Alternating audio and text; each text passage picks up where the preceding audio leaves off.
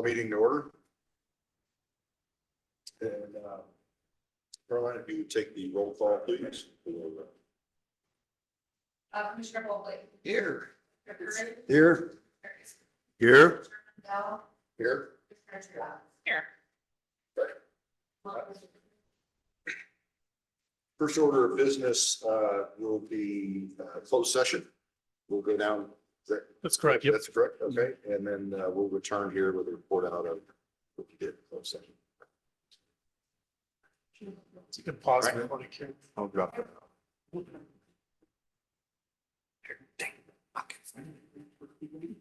Downstairs.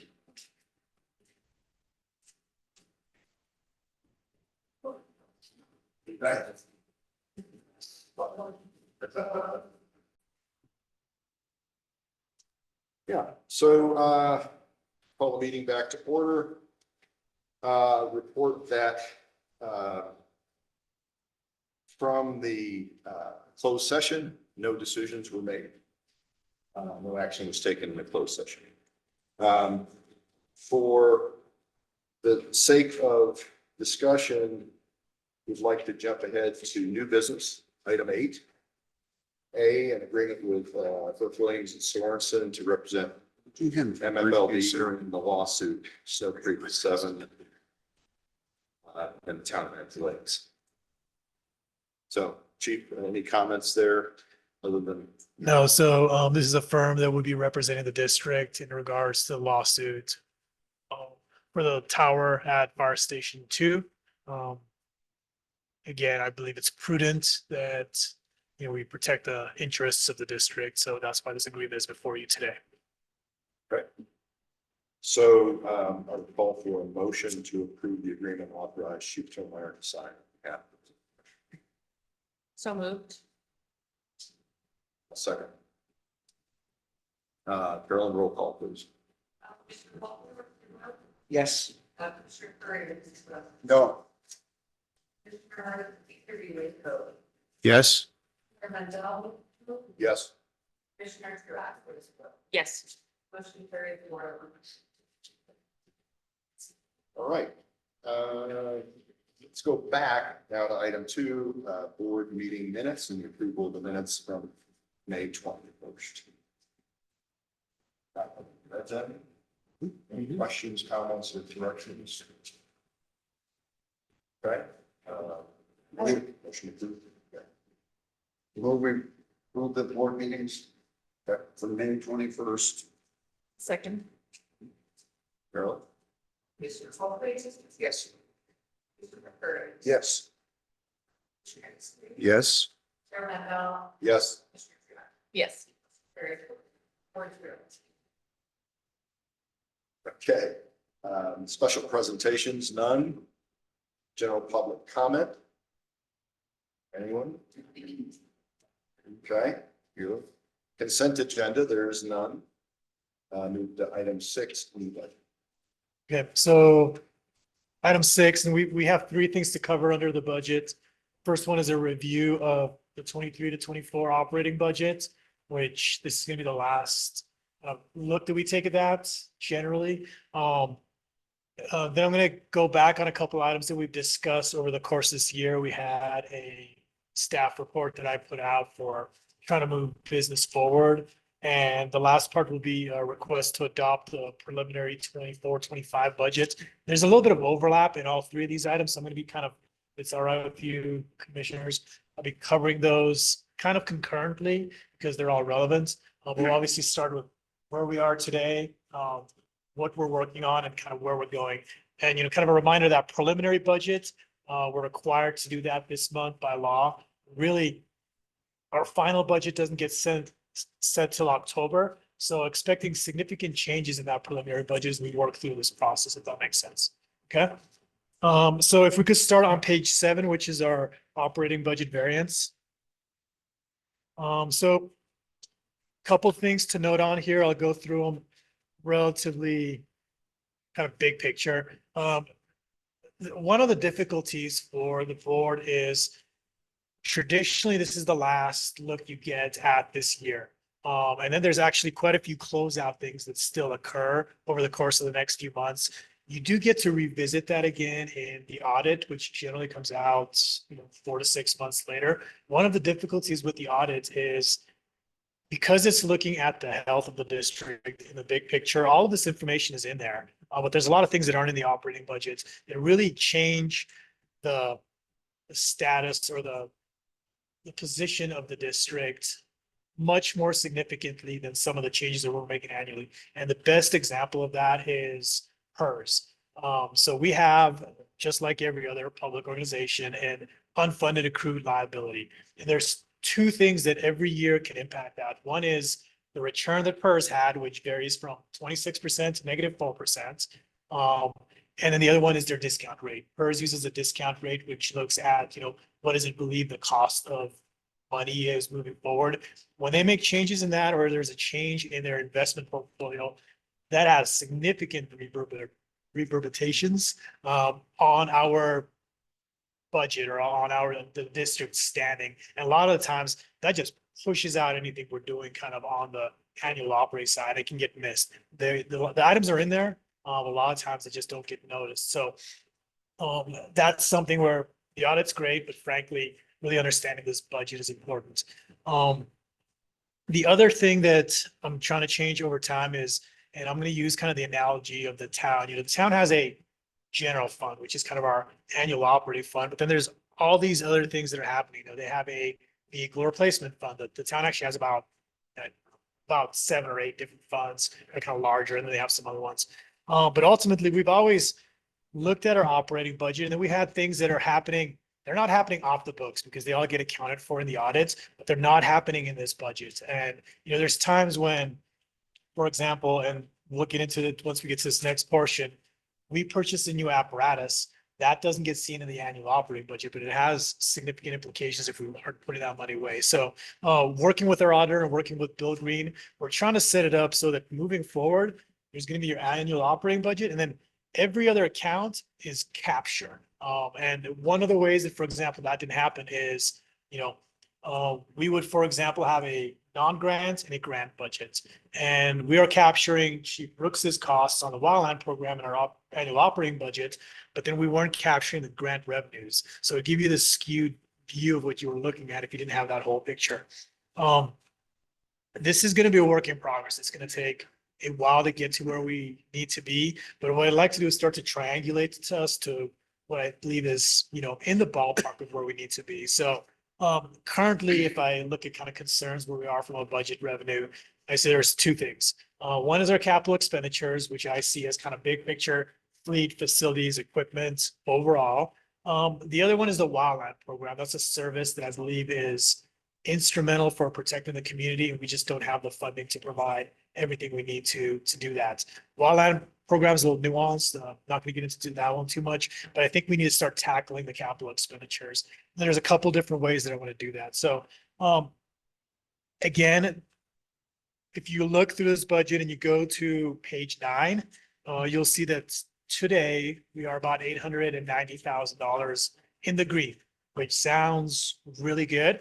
But we have to consider a couple different things. So we'll get back to that number, and sorry, I made you all turn your pages, but let's go back to page 7 and kind of go through where we are today and how we are going to get to where we need to be.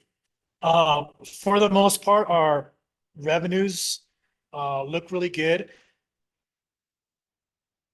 Our budgeting, for the most part, and this is in line with what Chief Freevault used to do, and for him, Chief Harper may have been a little more aggressive on the growth side, but I think 2008 taught us a lot of lessons to where we are a little conservative. We use AB8 projections, which are county projections for what the revenue is going to do, and we'll get into that a little bit later. But ultimately, that tends to be a fairly good indicator of where our budget's going to be. It's a lagging indicator in terms of both growth and decrease. Of 2008 to 2010, we actually saw our budget fall by 10%. So, this is one where I don't think we want to get ahead of the ABA projections is what I'm saying. So kind of that slow and steady growth going up is okay because, going down, you don't want to be too far ahead of the curve and assuming we'll be seeing things. I will say we attended a contractors meeting with Chief McCarthy the other day, and I've been concerned about, we all know how this goes, right? There's an up and there's a down.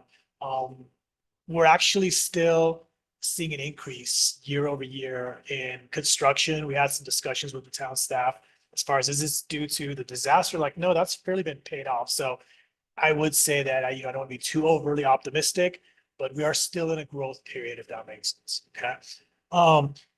The other revenues are, there's a couple areas that just we've been off on and they've been a little variable.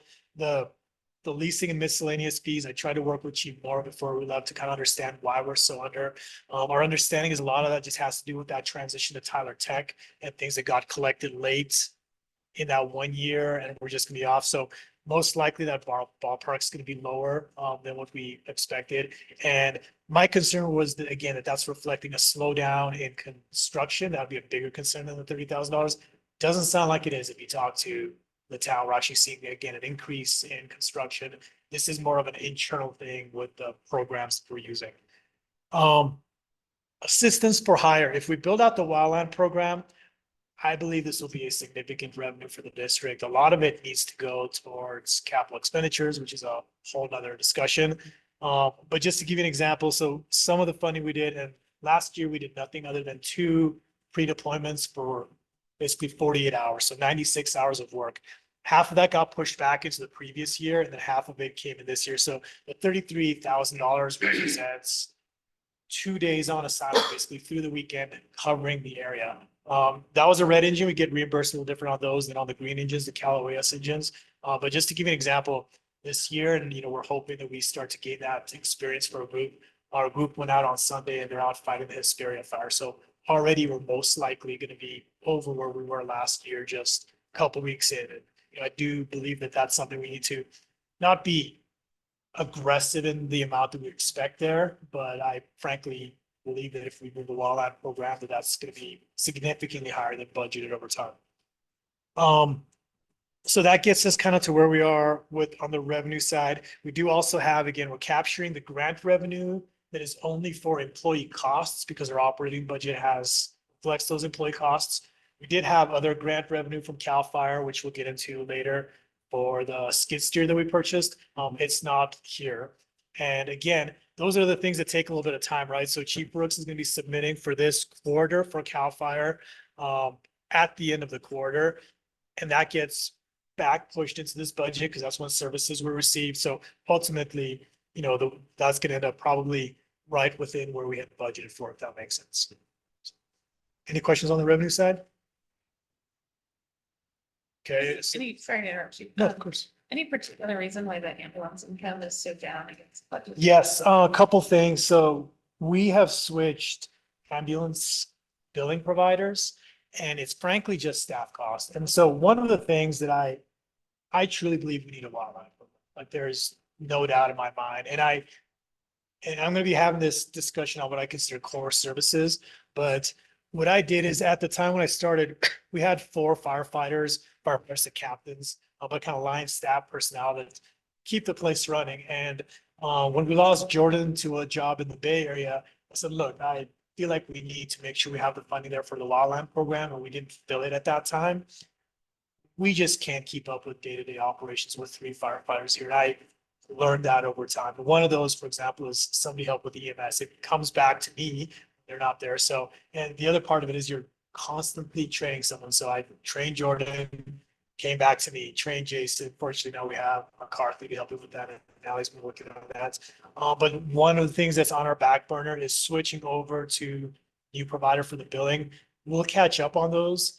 But the other part of it is, things we're not getting to our fee schedule. So the county charges significantly more for ambulance fees than we do.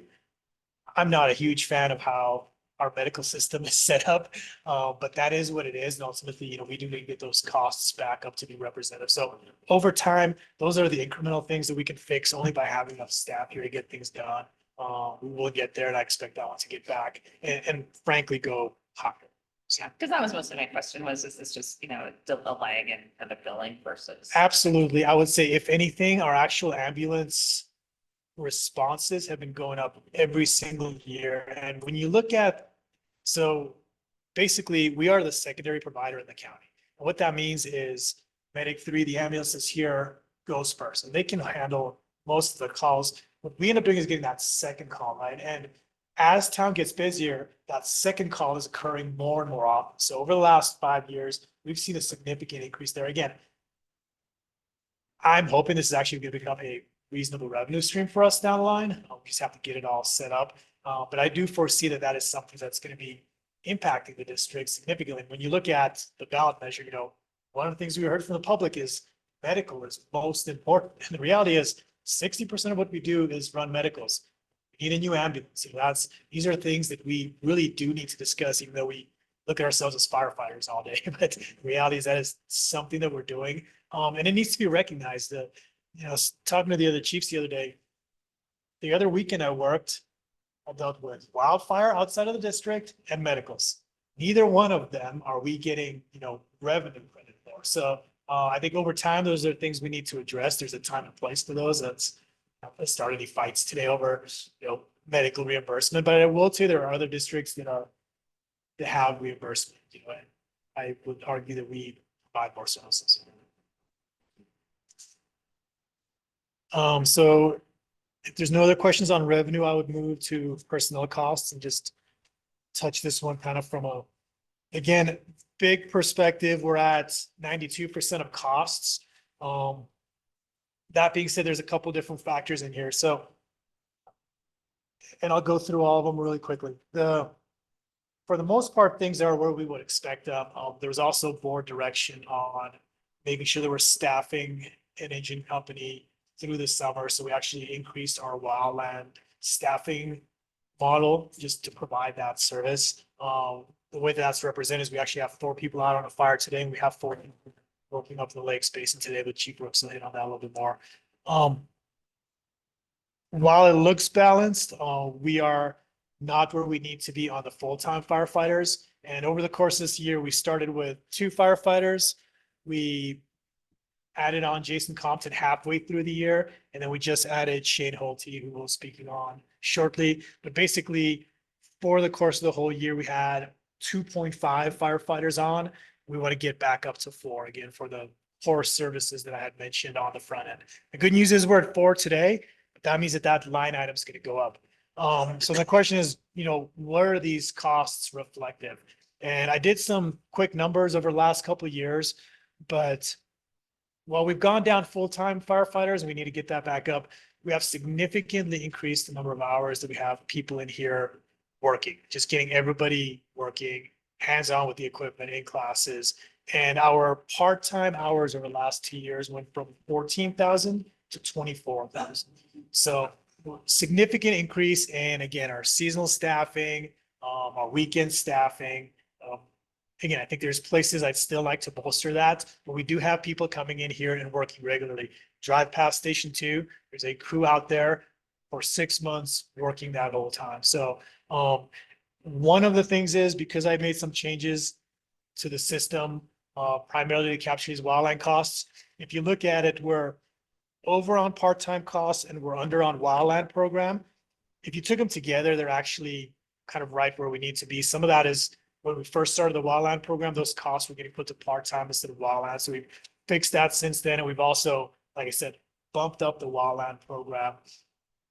But ultimately, it's kind of where it needs to be. What I would say is for next year, there's a couple of things that are going to have to change. That we're going to have 4 firefighters on instead of 2.5. The other thing is with Chief Morrow's temporary departure, and then she's forecast that she's going to be departing shortly after that at some point.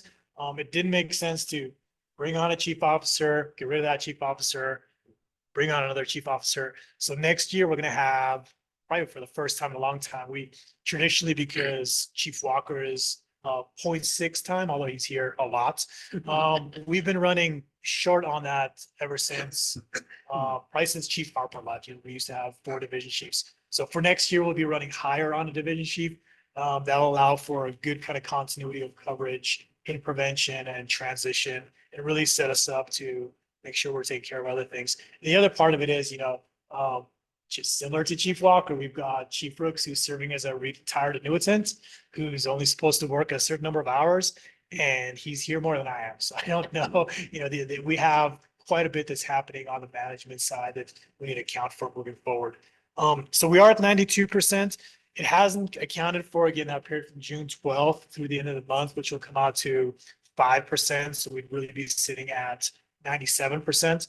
So we're kind of where we need to be, but recognizing next year that number is going to go up because we're going to have more people here. I think that's the right thing to do. We're trying to get more people here. But that is, something as we move from the preliminary budget to the final budget, we're going to have to account for. Any questions on personnel? Admin expenses are fairly in line with what we expected. The vast difference there is the miscellaneous consulting, which deals with the potential ballot measure that we're looking at. Our accounting is a little off just because where it's capturing 2 years, that may get pushed back by bill at some point. One area that I think long-term the district is fortunate and won't be able to count on for a long time is the services of Bill Green, who's our CPA. I've spoken with him, he's like, yeah, just a heads up, I've got about 2-3 years left, maybe a little longer, maybe a little less. We don't pay market rate for those. So, that is something that's long-term, we're gonna have to take a long, hard look at. I'd like to see if there's any opportunities. We're never gonna have a finance director here at the district, maybe an opportunity to see if there's a way to consolidate services with the town or some other organization. So just something to be aware of long-term, but ultimately, I think our admin expenses are fairly good considering we ended up adding the ballot measure that kind of bumped us, but we're still at 111% for the year. Any questions on that or move down? So I'll be moving into logistics and a couple things on this where I have to be careful. So what I'm starting to do is move things into the capital expenditure budget, and I'm going to show you where those are, but we also don't want to, we have to basically budget on the revenue side for that capital budget, right? So traditionally, certain things have gone into this logistics budget, really are capital expenditures, and it's fine to move them into that other budget as long as you're preparing for that and funding it in that other spot. So this reflects truly kind of our costs on a given year, and not capturing some of those things that really we're paying for once every 8 years or something like that. Kind of a nice item. This is the first time that I've seen utilities coming in under budget. There's a couple of reasons that still may be occurring. The town tends to lag on fuel and oil, so we'll probably see a couple more months of that. But I do think that if you start looking at inflation, I'm not saying it's done, but we're not at that 12-14%. We should start something that's more reasonable, hopefully kind of the 2 to 4% range, hopefully moving towards 2, because those are really difficult things for a district like ours that's dependent on funding that's limited by Prop 13 to handle. So utilities are moving in a good direction. So where does this put us? This puts us at 895,000 in the green at this point. Again, what I'd say is there's going to be about another 140,000 in personnel cost that has to be in there. I'd say there's probably another 70-80,000 of other costs that are going to be coming in from a couple things. But I do think it puts us in a position to start riding the ship a little bit as far as what we need to be putting away. And, traditionally we've been putting 250,000 away. I had kind of 2 recommendations. I'm going to tie them together. One is taking a look at the capital expenditures, and Chief Brooks ran some similar numbers.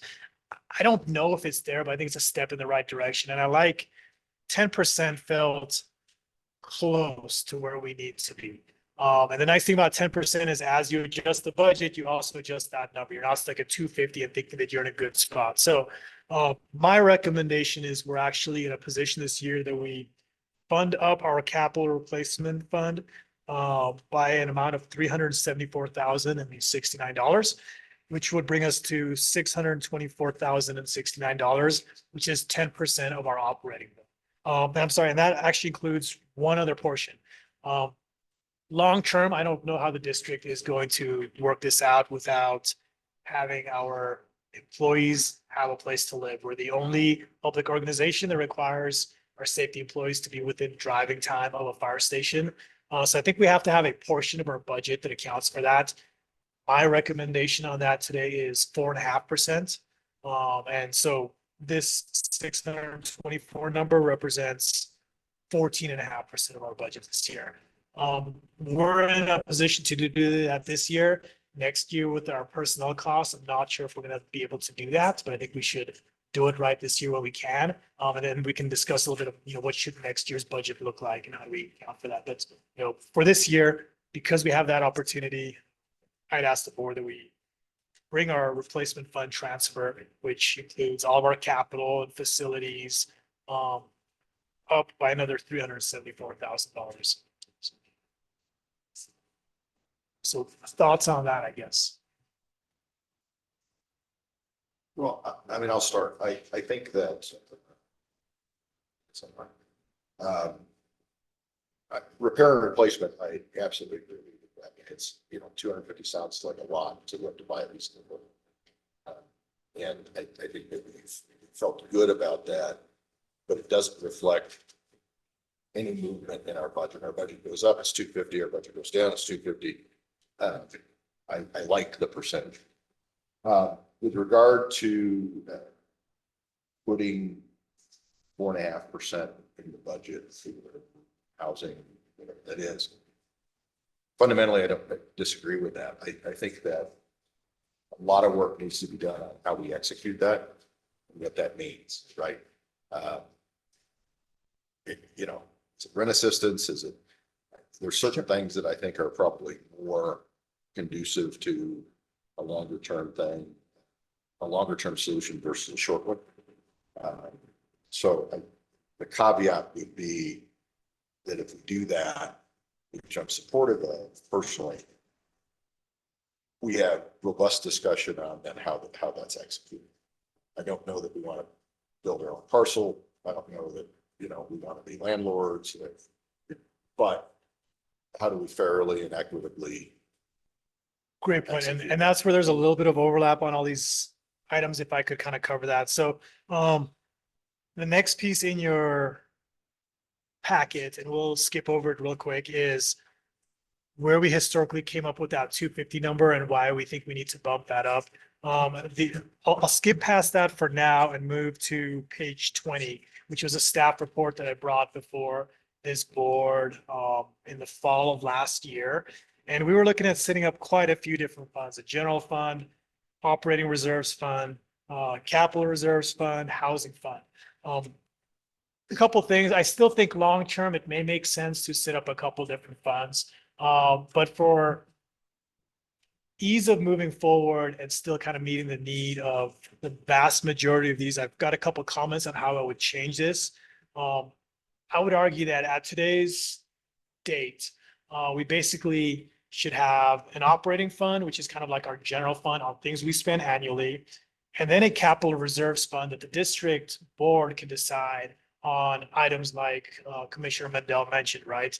That would include all facilities, including if there's a need for different types of facilities, equipment, and apparatus. And that's where ultimately what I'm asking is we put 14.5% into the capital reserves fund. And that is capital reserves for the district for needs that are outside of annual operating.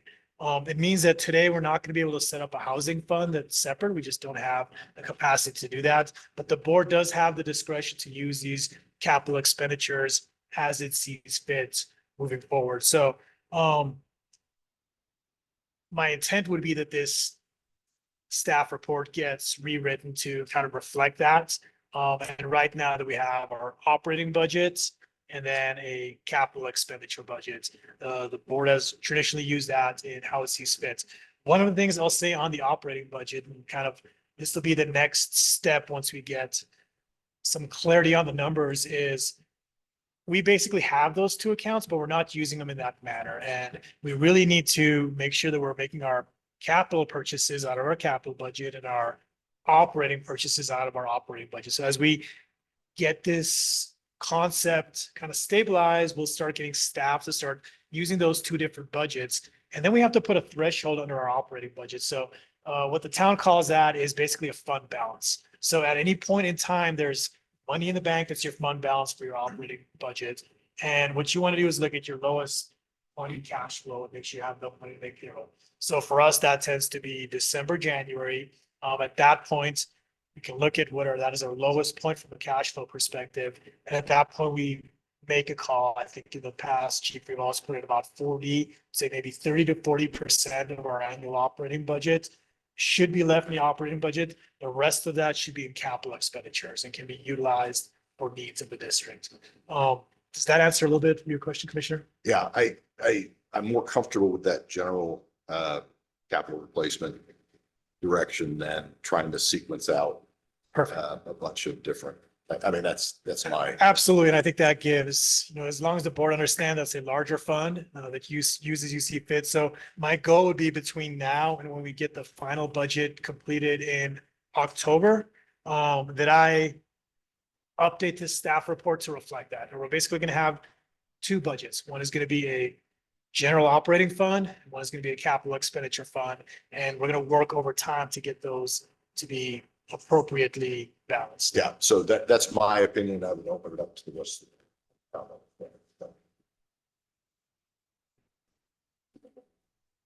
I think it's a great idea. To have two funds like that.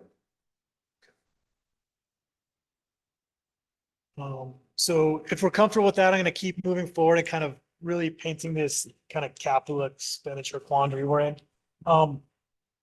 So we always talked about the fire station and paying that down, and there was obviously concerns with that money disappearing into the ether and that sort of thing. Or it didn't disappear into the ether, we still have some of that, but I think if you go to page 11, this kind of reflects some of the concerns that Commissioner Mandel had. And ultimately, if you look at what we were transferring in, there was never really a 225 or a 250 number. There was a number that in 2018 was 460, then 510, and 520. And balanced across that on the right was the payment off of the station. So what was occurring there is that 460 on the front end represented the payment for the station and another 200,000 going in for other things because the station is a capital expenditure. What happened is we paid off the station, but instead of bumping to putting 600,000 into our capital replacement, we're still putting in roughly the same amount. So, and that's mostly because of the way that it showed up on the budget. It never reflected that 500 or 600. The good news is we're going to get there, but we do need to start making sure that that's reflected appropriately. The other thing is if you turn to page 12, so this is an older one, but this is basically our fleet as it existed in 2018. And Chief Walker did attempt to kind of start to right size this. My concern is it's just going to need a lot more right size and little tweaks here and there. This was the last time that, Chief Freeball basically brought this before the board, and what it reflects is right sizing of the fleet in 2018. So at this point, he'd already made significant tweaks to what the fleet looks like. For example, 3333 was destined to not get replaced. We still have it because it's a good rig. It was taken out of the schedule. We moved from having a large type 3, type 1 engine in 33 and 34 to having a smaller type 6, which is the Ford F450 that we drive around. Is it 450 or what is 550? That is our primary response vehicle. We're gonna have to take a long, hard look at this because if you look at these costs, I'll give you an example. 3391, and it's actually not on this one. On another one was listed as a $40,000 replacement. If you look at where we thought it would be, and if you go to our, and I'll get to it in a little bit, but we basically ran some new numbers for our development impact fees. We put it at 80. Chief Walker is working on a quote. If we got that same vehicle today, it'll probably be closer to 110. So you can see where these numbers just aren't going to work out long term if we don't make adjustments. And I think it's going to take a couple of things, frankly. It's going to take probably lengthening out some of our vehicles, looking at what is the right vehicle fit here, and then hopefully some positives. The Antelope Valley, I don't completely subscribe to this model, but they pay for their capital expenditures with their wildland program because when you go out on assignments, they reimburse you on the rigs that come out there. So that's not going to solve our whole problem, but that can be an incremental part of the solution. That being said, we have to look at where this town is today. I struggle with things like 3361, you'll see that it's listed at 1.8 million. Chief Reebok always said, is this the right vehicle? If I look at the Limelight today, it's actually 8 stories tall. We'll be able to reach the bellhop with 3381. I'm sorry, 3361. We didn't have a ladder truck of that magnitude when the village was here before the Westin was built. So there's going to be some really tough decisions to work through. I think what we need to do is immediately start funding that, because it's going to take a little bit of everything. We're going to have to fund it. We're going to have to look at extending some vehicles. And we're going to have to look at what the right vehicles are. But the funding is, that is going to be a fundamental piece to that. So if, just for clarification, because. Yep. Remember, maybe you were just the decision was made, whatever, 2019. We had the funds to pay off, stop paying annual 262. Whatever things. The concern at that time was, like all other raises and paychecks, it sort of dissolves into the everything. So one of the thoughts was, why not put it in repair and replacement or capture it somewhere separately? So that it just doesn't get washed into operating. So it wasn't me as much, although I led the charge on it. Because I've been, like, personally, all I need is another $200 a month, and I'll be set forever. And so that was what the concern was. We partially did that, but not really. So part of it, worst case scenario, got washed in with operating. The rest of it then, I think, is reflected in other places in it. Not a criticism, it just happens. Right? And so that was the. And I would argue, if I could kind of provide more information on that. So a couple of things. Chief Freeball was extremely fiscally conservative, which is why we were able to pay off the station in the first place. And I think it was the right move to make, frankly. The more of these long-term liabilities that we can get off the books, the more we can concentrate on firefighters and the things that we want to be doing. I think a couple things happened. I think we didn't actually lose the vast majority of the money. What ends up happening is, again, like this year, we're sitting at 895. There's other years that we've been sitting lower. Big part of that 895 is just because our staff is low.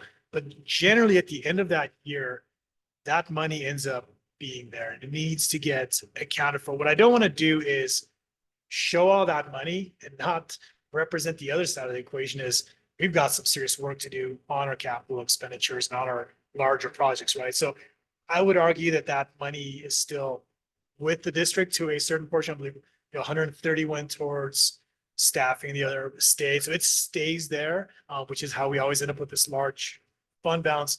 One of the criticisms with the last ballot measure was you have a ton of money in the bank. And so what I'm trying to do is say, yes, there is money in the bank, but it is for a $1.8 million ladder truck, or the appropriate equivalent of what we have to purchase. It should be today. earmarked, and Exactly. I think, and that was going to be my point. Going into this ballot measure, we don't need, because the argument last time, not the argument, but one of the things precipitated by a lot of ex-firefighters in town was, hey, you got $10 million in the bank. Well, hey, the number was wrong. B, it was because, we had assets that we owed money on. And it wasn't the case. It didn't get bid. So I think that the right message is to show it properly so that people don't say, all right, well, you got $10 million in the bank, or no, you need about. Well, we don't. A, and B, everything is already allocated. So I think that that's particularly important as we go into this. Yep. And then the other thing I'd argue is, Chief Freebald recognized it is so difficult. We are always going to have a Chernobyl problem with this district because we are a little bit of a puppy factory for firefighters. Chief Such is going to run a academy along with Captain Kaler almost every single year. And we are going to lose the vast majority of them to Orange County or Palo Alto or other places. Half of me has to recognize that that is a reality for us. The other half of me has to work to keep people that are good people at the district. So that 131 went to trying to work towards comparable pay that these individuals would see in other communities. And, Chernobyl really does kill you. So holding on to, I believe that was money well spent. So again, I'm in no way am I trying to make any statements that are negative towards how we've done this in the past. What I'm trying to do is make sure we have clarity moving forward so that when the public does come, as Commissioner Mandel mentioned, we can say, yep, this is going towards this is going towards this, and we can't afford this, or this. So, so if that provides enough of a big picture, of one more piece.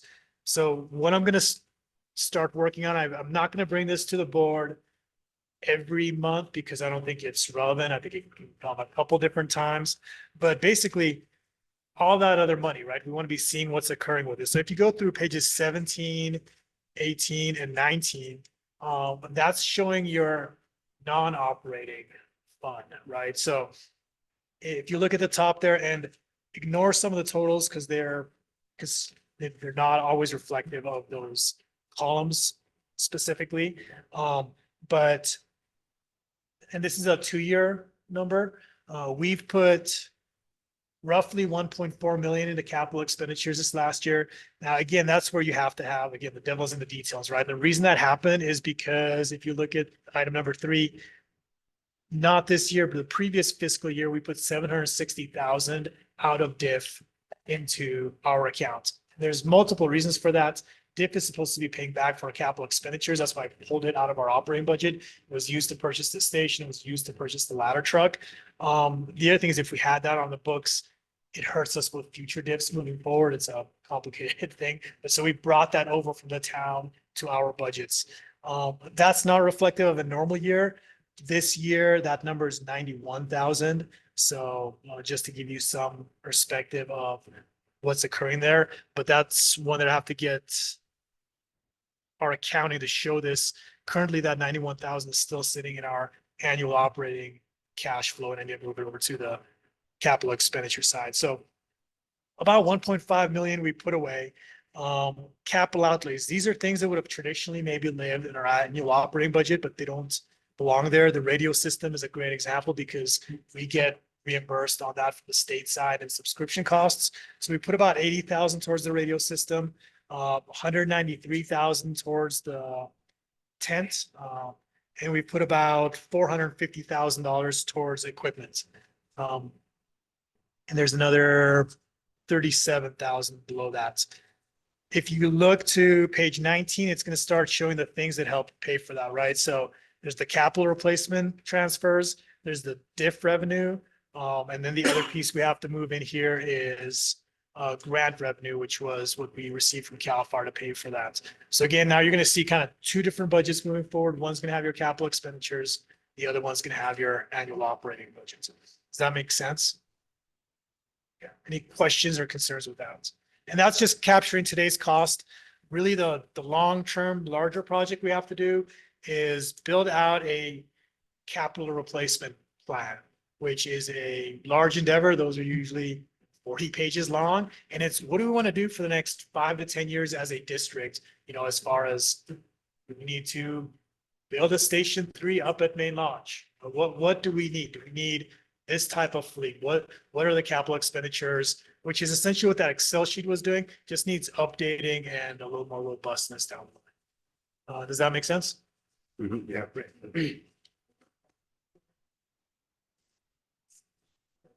Yep, and that's again one of the problems. So traditionally that would have been shown on our operating budget that we paid for a tent. 2 years later, you get reimbursed for that, but nobody goes back to look at the, you know, COVID. We got paid back 2 years later on a lot of those costs. So we look like we're doing just fine, and then there's money coming in that ultimately needs to get spent appropriately, and we're not sitting with a huge cash count. But you know, like I said, it's just creating that understanding of where our budget is. So moving through the packet, pages 24 through 29, really the only area that you have to look at is page 32. No, I'm sorry, 33. This is our ABA projections. So again, this is the primary number that I'm using for next year's budgeting. The fire district is going to have a gross allocation of 4,692,000. After ERAP, that's going to be 4,455,000. Again, at this point, the ABAs are kind of lagging, but they do that in the other direction as well. So it's a good number to use budgeting if you try to be fiscally prudent. So any questions on ABA at this point? So on page 34, we start with our preliminary budget. And I basically did this one the same way that Chief Reval did it for the last couple of years, which is take our adopted budget from 23-24, have that be our starting for our preliminary budget, other than putting in the AB8. And then we spend the next few months where I bring you a couple versions of this and you can look at this and we tweak it to get it where it needs to be. So if you look at page 33, the net income on this is 461,000. That's assuming we have the same adopted budget, but we've increased our revenue to reflect the new ABAs. Now, a couple things we have to be careful here is last year, we did not have all of our full-time staffing, so we're up to 4 full-time firefighters. We also have an additional division chief. So all of that by itself will most likely eat up a significant portion of this. And our old budget also reflected only 250,000 going to capital expenditures. So what I would propose to the board is that I work towards a final budget that reflects what we believe our true cost should be. And what that means is put in the cost for our employees, put in something reasonable for a wildland program. It wouldn't be the full wildland program. I can get into the details of that if you want, but something reasonable for the wildland program. And also put in what we need to be putting in capital expenditures. I will tell you right now, it's going to be a budget that's going to be at a deficit. It's going to be in the red.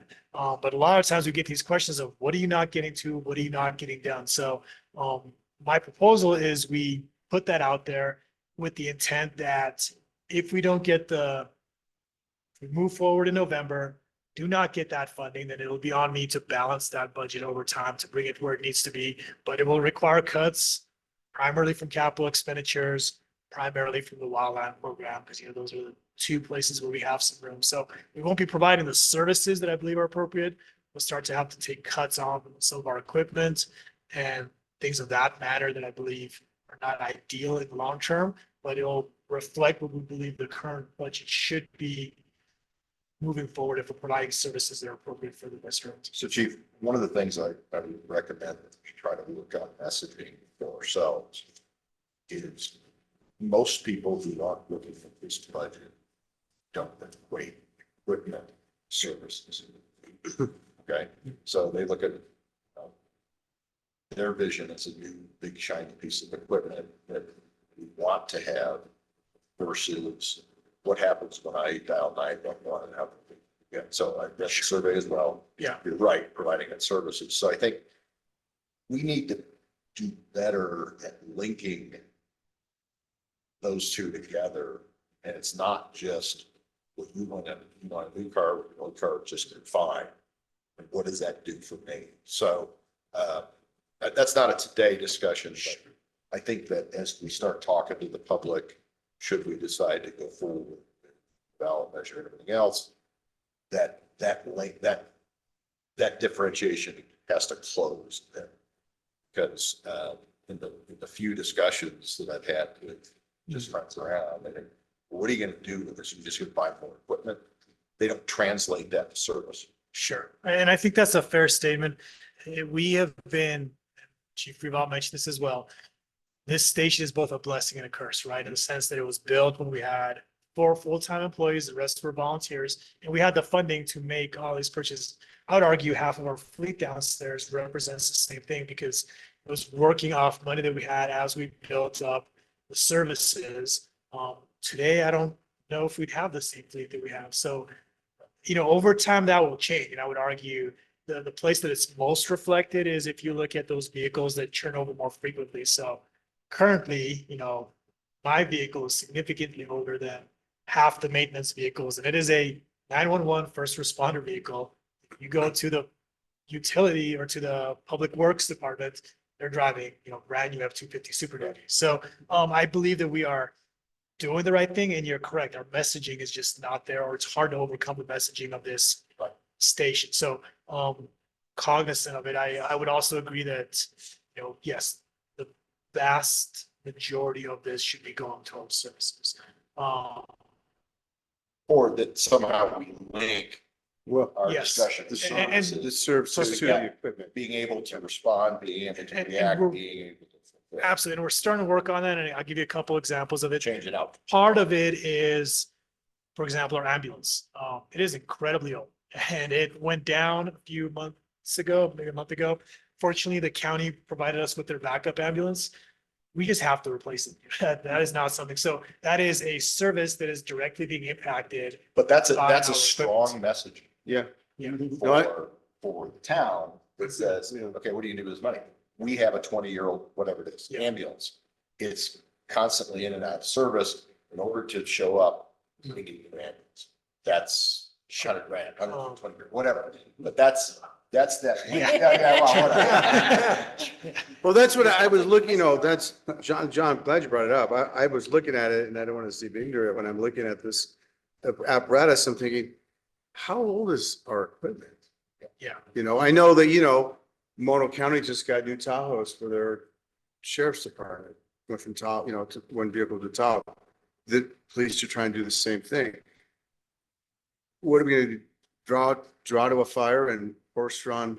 Yeah, no, and so frankly, I think we have we have to start catching up call our utilities and our staff vehicles because those are behind. I think there's probably a reasonable argument to be made for our larger vehicles, such as our type 1 apparatus. We're already doing this. 33 was supposed to be off the books. It's still sitting downstairs. It's a great pumper. I mean, the reality is I don't see a reason why that should be leaving our fleet today. And that's also a huge portion of your cost, right? I mean, Yeah. yes, you can't get a expedition that's been built up for 40,000 anymore. It's going to be significantly more than that, but it's not the same as a 1.8, $1.3 million ladder truck rate, $900,000. So I think we're going to see a little bit of a diversion where we're still trying to keep up our equipment. We currently have an issue because 3391 was in an accident and our wildland crew is trying to find out how to get to projects. So we're doing a lot of car shuffling, which regardless of where the ballot measure goes, we're going to have to start addressing that. But I agree, it's both messaging needs to be better. But I think the ambulance one is a great example. We Mhm. just need to do that with other things that have specific things that are needs-based. We can communicate because And I am, yep, equipment doesn't necessarily translate in my head to how quickly you can respond. 100%. And I'm attempting to do that. I've been doing about 2 outreach educational meetings a week to speak to different groups. The ambulance is an example of something I bring up. I strongly push the wildland program because I believe it is a strategic threat that we just don't have the capacity to deal with at an I appropriate think it's level. important for the board to do examples too. Sure. And They're really good talking Yeah, points. they are great talking.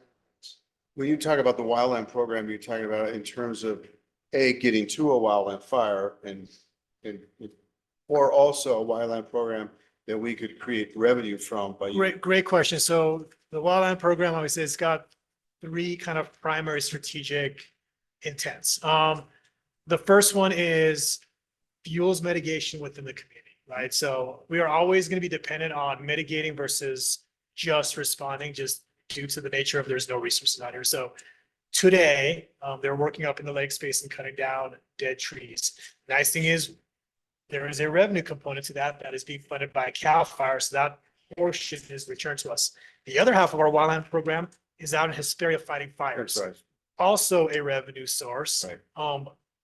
But what we're gaining is that ability to fight fire, which you don't have unless you fight fire. And ultimately, that's where we have a crew of 8 today.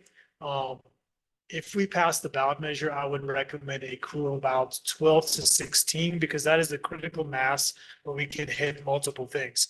If we had a request for a red engine today to send another engine out, I struggle to staff it. We probably would because we have to build out that experience base. But the problem is if you're doing this right, you've got crews that are out across California fighting fires, getting reimbursed, getting that experience that can trickle out throughout the whole department. Got some resources you're keeping in district to protect the district, and they're working the fuels mitigation projects to protect us because ultimately, even if we do everything right, we can put on our best day 5 to 7 apparatus. So we should be able to handle that fire that's, couple acres. That's our job. Again, I don't worry too much about the Caldor fire or the Creek fire because when that comes over, by that point, we will have time to bring in state resources. I worry about that middle of the Sure. night, wind-driven Yep. fire Yep. that we have to get and knock down quickly with a couple engines. So, and then the last component for the intent of the wildland program is to provide good quality jobs for our firefighters. There you go. That's And the thing I was thinking. what that's doing is because If you're hiring people to fight fire, they want to fight fire. they want to fight You're fire, gonna train them to they, fight fire. they also, the beauty is our firefighters are slightly different because we have an all-risk mission. So they also run your ambulance call. They will also show up and take care of your car accidents. I believe they're the best workforce for Yeah. that. They have to stay on year round to be eligible for these positions. So they still have to show up in the winter. Mhm. And then the other component is we can make this a very desirable job, not just from we are crazy, we love to run into fires, but also they're out fighting fires in Hesperia right now. They're going to make some good overtime off of that, but we as a district get reimbursed on it. So it creates a well-paying job over time that's enjoyable, and the district doesn't Yeah. have to carry the burden to do that and gets to keep those employees at all those other points in time. So the most difficult thing right now, there is an economy of scale to these, and we are struggling to do this. That's why I appreciate the board letting us move with, even with 8, as the rest of the staff could tell you, we're pulling from everything else just to stand this program up, to get qualified people out, and frankly, putting us to where we're just within our comfort zones. Because if we don't grow, we're not going to have that capacity. We can't just sit here and not get better. So we are, make no illusions, we're at a crossroads in November. Ultimately, we are going to come back to core services and doing everything we can. But it's not going to be at a level that I believe is appropriate for the threats that we face as a community. Or we'll be able to put some good people to work to start mitigating some of those risks. Thank you. I'm glad you articulated that because I was making a lot of assumptions of that, but Yeah. why the wildland program? So that answers the question. I had one other question going back to ambulance, Mhm. and Betsy asked about the income. Mhm. So last Saturday, 911 responded to a neighbor 2 outdoors of, got a pure altitude problems, older guy. Two vehicles rolled up. When there's a 911 call and it's ambulance related, is it automatically first, is it sent to the county first? So a couple things. The county has what's considered the exclusive operating area for providing services within the county under ISO, which is kind of our oversight authority. Okay.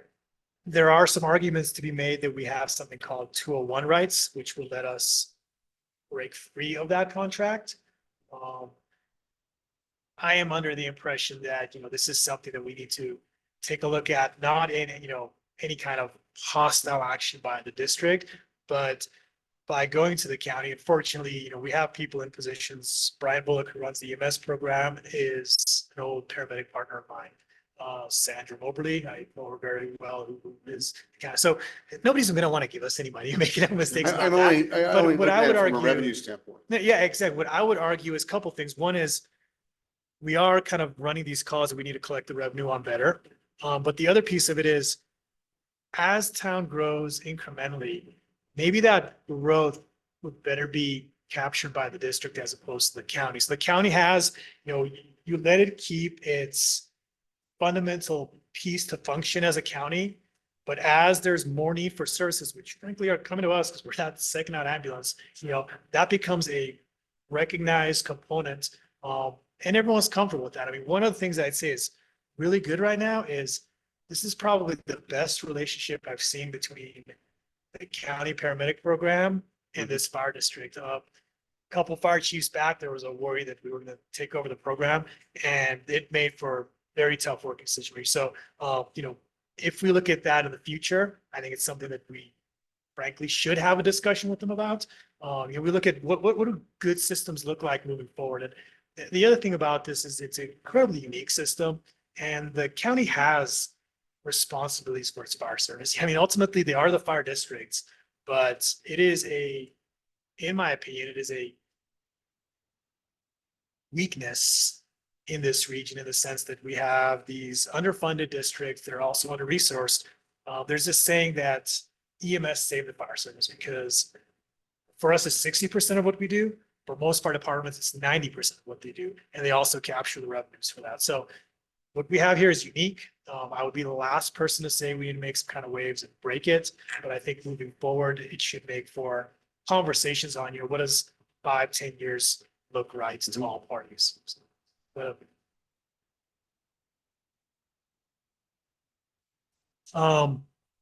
so that being said, again, the preliminary budget as I have it today is a reflection of how we've done it over the last few years. It is the ABA projections with current last year's budget placed into line items with a goal of looking at this over the next several months. What I will do is I'll start filling that in with what I believe the budget should be. It will most likely end up being in a deficit that we would have to fund with our fund balance if that came to fruition. And we will be at a point in November where we will be making some adjustments. Is that a path that the board is comfortable moving forward with? Yes. Yes. Yeah, I'm comfortable with that. I do just want to say that I like this idea of working toward that final budget that does break out the total costs of, including capital wildland. Just because I think it's helpful if we move forward with the ballot measure to say, hey, like, we're still, in this overall, we're gonna end up in a deficit situation. Okay. Okay. On to old business. So we actually do require a motion on this. Oh, So, sorry. so if you look at item 6C, the board needs to have an motion to adopt the preliminary budgets. I would move to adopt preliminary budget. I'll second that. Caroline?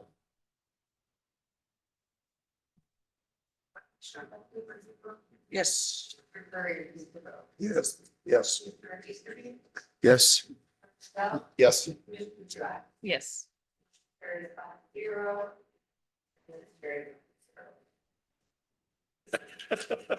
When you said that, I was like, well.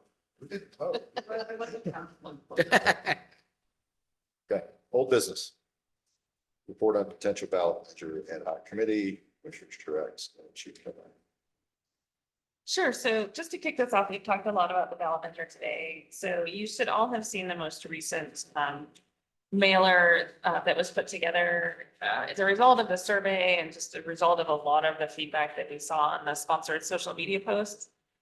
There's a lot of, I think, misunderstandings, misperception in the community that we are a department of the town, which we are certainly not. We're the fire district. And so really just trying to get ahead of that and address that. It's not that, the town is not sufficiently funding us. It's that we are independent and we receive our funding from the county. So the intent behind that mailer and that communication is to really set that aside. And that's probably been the biggest thing that we've worked on with the consultants in the past couple of weeks.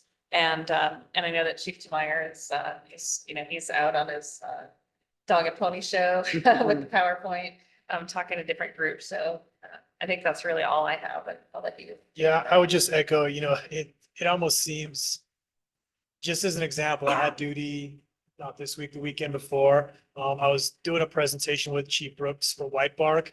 We had a whole e-bike group that came before us at Shady Rest.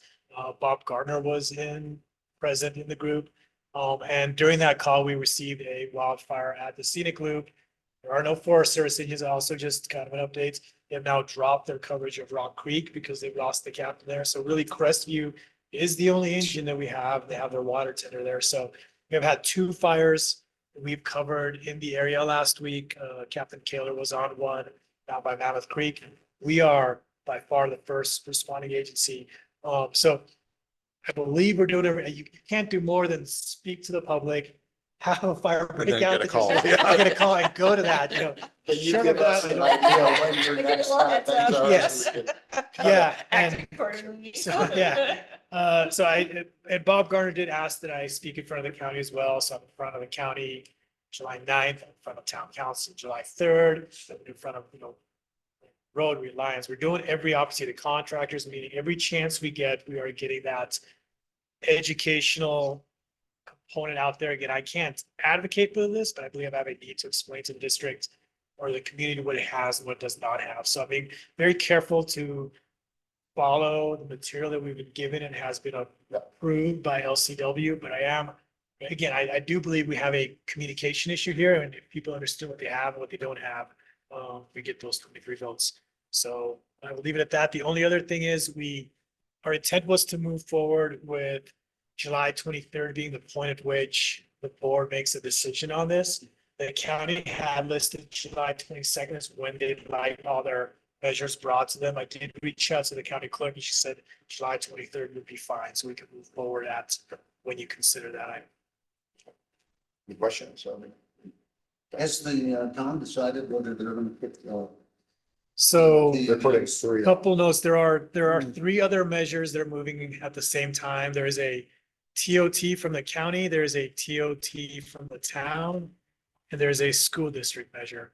The other thing, and I'll just tell you, that's difficult, is we have to pass with 2/3. Because the town and the county ones are general obligation, they only have to hit 50%. The school district, because it's a school bond, has to hit 55%. So we have support. We are just have the highest hurdle to jump over. Again, the only thing that makes me feel quasi comfortable, not comfortable, quasi feel like we have a fighting chance is, again, we got to 23 votes. So that I just keep looking at that benchmark and what do we need to do different this time to get over those 23 votes?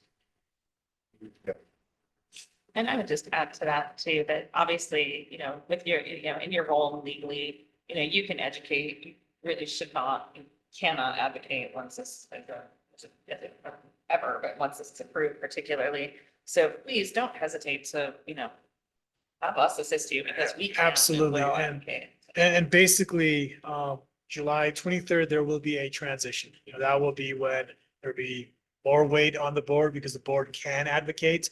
The Firefighters Association has pledged that they will support it both financially and in, going out and doing a grassroots. And I've spoken to the individual that, for example, passed Measure Z, which changed the zoning in the communities. This is an incredibly grassroots community. We've had members of the Rotary that offered to help us go to door to door. That is where these things are lost in the community, or one in a community of this size. So, that will be an important portion. I will be stepping back after July, and really leaning on these other groups to move forward. We've had groups that have pledged to support us, but thank you. No, and I think, and make no mistake, I think you're doing a great job getting out, getting in front of the people you need to be in front of, but we're all happy to tag along. Thank you. Right. Item 8, we already covered. Item 9, chief officer and staff reports. Introduction of chief Mike. You cleaned up well. Well, hello, I know most of you so far already. As the new guy, I've been on the department for 15 years. Nearly in this role. But I'm excited to be here. My background is engineering. I've worked with the state for a long time. I'm in mechanical engineering role. And so I feel pretty green here on the job as far as stepping into the prevention department and filling the role of having. Confident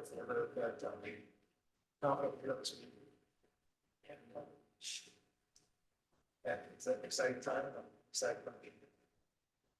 If I could just add to that, we're really fortunate to have brought Mike in this new capacity. His experience in regulation and all those technical skills are great, but frankly, his communication skills are above par. He's already just his influence on the organization is great. So like I said, we're excited to have him. Great to have you on board, Mike. Yeah.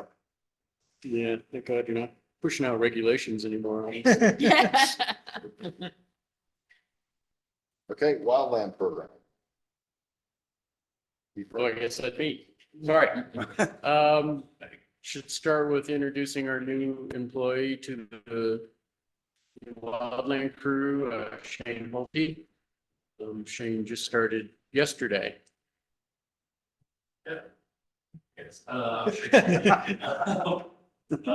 so I'm currently new. Awesome, I'm really looking forward to good recruiting. So Yeah. Shane is what we consider kind of from our administrative staff. He's at the firefighter rank.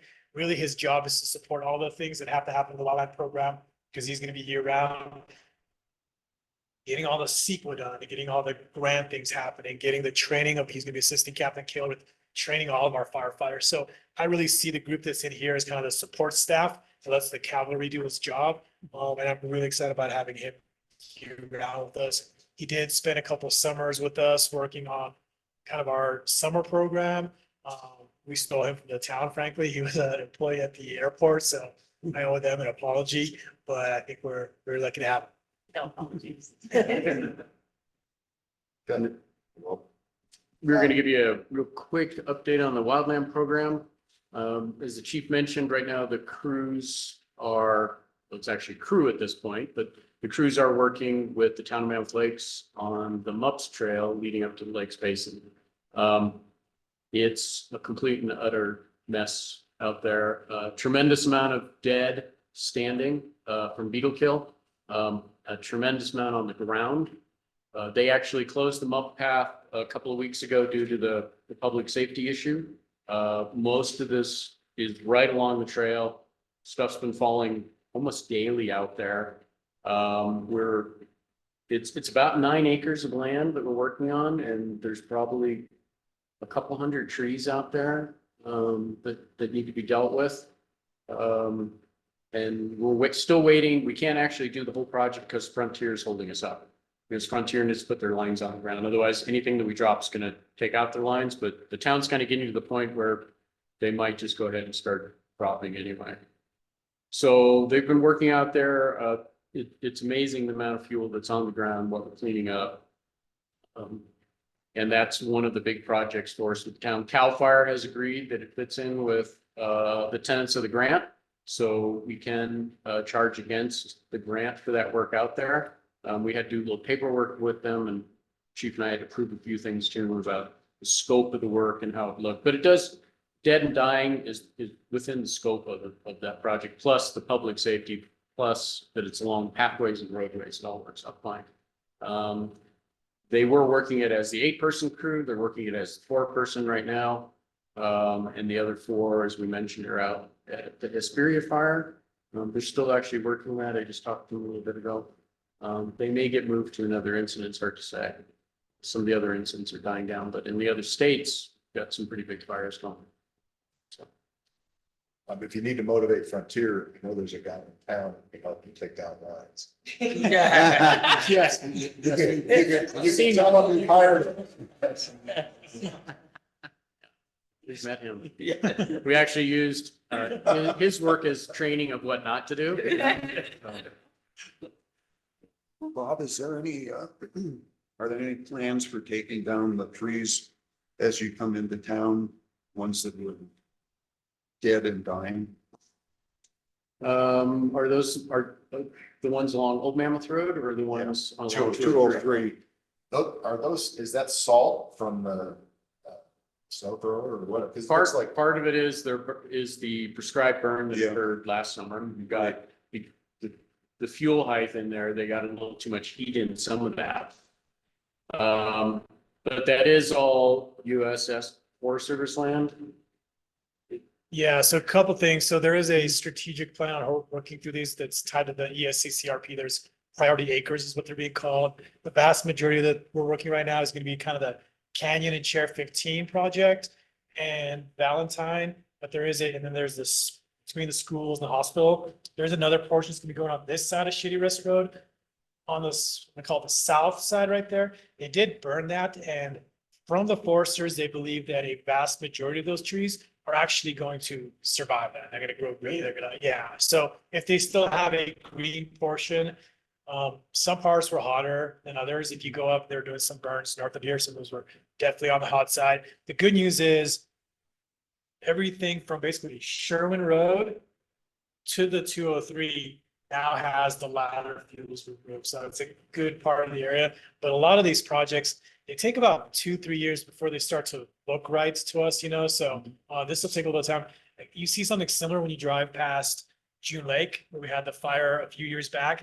That looked really bad for a while. I didn't think any of those trees were gonna make it, and a bunch of them are starting to come back and start to look reasonable. So still think it was the right project, but it is gonna take a little bit for that to look right. number 9, item 10, you're gone in the month of October. Yeah, I'm just, I just want to announce, I'm gonna be gone for a trip in October, so just want to get that on the books. I figured that was a good time to get through the summer and get out there. Board member comments. All right. Association comments. Okay. Any other announcement or administrative business? Caroline? The next meeting, I thought it was gonna be. I think the 23rd is Because what's we have gonna be to- our, Our vote, right? correct. So will that be a special meeting since we agreed to shoot for meeting schedule? So a couple of things. So the 23rd is the fourth Thursday, so that is Oh, it is. correct, yes. Oh, So July. we are You're talking about moving July? in July, correct. So there's a couple of things that we had discussed at the last meeting. One is we moved to the fourth Thursday, which everybody seemed to be amicable towards. It also actually helps us because it gives us another week of education before the board has to make a decision on whether they want to move forward. It really is kind of the last date that I would say we could make the decision, because again, the county requested the 22nd, but they're willing to let us move on the 23rd. It still is within the legal parameters that are required. So yeah, the 23rd represents both a moving towards the fourth Tuesday of the month, as well as kind of the drop dead date for making a decision on the ballot measure. Closed session, item 15, we already did. Announcement of action taken after closed session, we already did. And with no other questions or comments, I move to adjourn at 1:56. Should I do it? This is the next meeting, but- Yeah. Thank you, everyone. Thank you.